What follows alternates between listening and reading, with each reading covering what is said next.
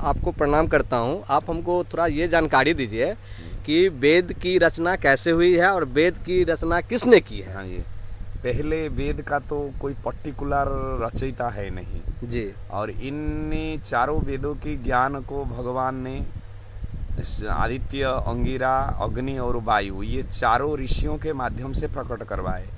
इन्हें क्या किए ना, धीरे धीरे इसी मंत्र को सब प्रचार किए अपने वे करके, ज्ञान की मतलब आत्मा के द्वारा प्रकट हुआ। सब प्रकट होने के बाद धीरे धीरे जो ऋषि सब वो मंत्र की तत्वद्रष्टा बने जी। और प्रत्येक वेद में आप देखोगे चारों चीज लिखा होता है, ऋषि, देवता, छंद और आपकी स्वर। तो इसीलिए जो मंत्र का क्रांत दृष्टा मतलब मंत्र का ही मंत्र दृष्टा जो ऋषि बने उसी ऋषि का नाम लिखा जाता है, और वो जो देवता पर्पस में ही है उसी देवताओं के नाम लिखा जाता है, और जो छंद है और जैसे गाया जाता है उसी का स्वर और छंद माना जाता है। तो इसीलिए ये कोई व्यक्ति विशेष कोई नहीं इसको बनाया है, ये बहुत रिसर्च के बाद आत्मज्ञान के द्वारा ये बना हुआ है, इसीलिए इनको ईश्वरीय वाणी कहा जाता है। और पहले क्या होता था ना, इसको श्रुति भी कहा जाता है। पहले बोल बोल कर शिष्यों को और सुन कर सुना जाता था, सुनकर ही याद रखा जाता था, इसलिए उनका नाम श्रुति। अच्छा बाबा एक मिनट, श्रुति का अर्थ क्या होता है?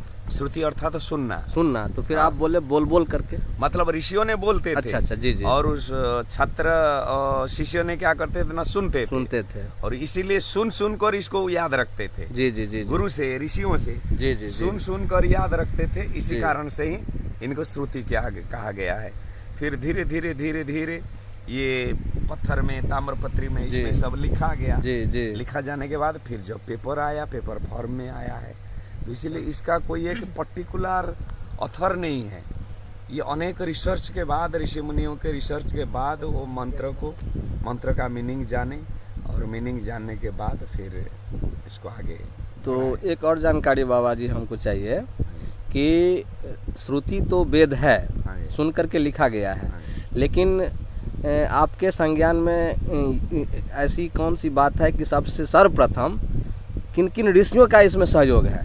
चारों ऋषियों के इसमें सहयोग है, अग्नि, अंगिरा, आदित्य और वायु। अच्छा ये ऋषियों का नाम है? हाँ ये ऋषियों के नाम है। जो वायु जो आप कह रहे हैं, हाँ जी, तो ये हवा है? माने हवा नहीं है, ऋषियों के नाम ही है। अच्छा एयर नहीं है ये? एयर नहीं है। हवा माने वायु मीन्स नॉट एयर, ऋषियों के नाम है। अग्नि ऋषियों के द्वारा आत्मज्ञान, जैसे अभी स्वामी विवेकानंद हम कहेंगे जी, आदि शंकराचार्य कहेंगे जी। बहुत सारे ऐसा कॉन्सेप्ट है जी जो कोई शास्त्र में नहीं है, कोई इसमें नहीं है, मगर वो आत्मज्ञान प्रकाश करा है जी। वो भगवान के द्वारा प्रेरणा इनको मिला, और आत्मा को उन्हें मण विक्षेप आवरण, जो लोभ मोह कामना वासना, मन की चंचलता और अज्ञानता, ये सब है, ये हटने के बाद आत्म ज्ञान परिप्रकाश होता है जी। आत्मज्ञान परिप्रकाश हुआ, और परिप्रकाश होने के बाद उसमें से नूतन ज्ञान निकला।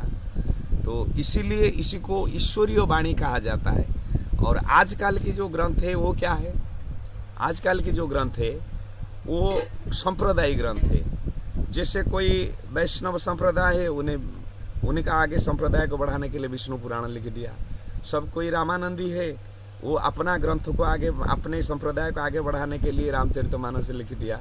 कि कोई जो आजकल की जो शिव भक्त है, जबकि भगवान शिव को परमात्मा कहा गया है, उन्हीं का सैकड़ों मंत्र वेदों में ही है। वेदों में है? हाँ वेदों में ही है।